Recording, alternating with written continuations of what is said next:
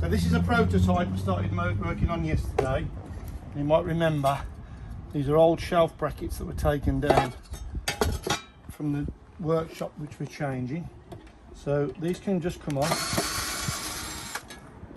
These will actually have proper green decking screws when it's finished.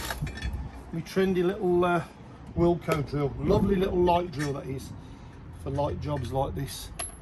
Not quite a Makita, but it does the job really well.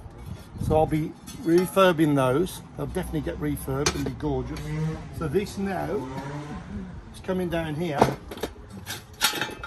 and phase one is my trusty Cuprinol, which I really do like.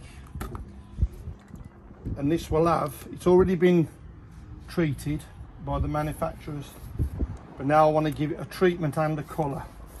So that will finish up being this colour.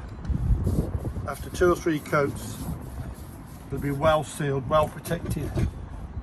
So I can't wait to show you this finished, and this is actually a present for someone that we went to visit, and I can't wait to unleash it into their garden. So thank you very much for watching.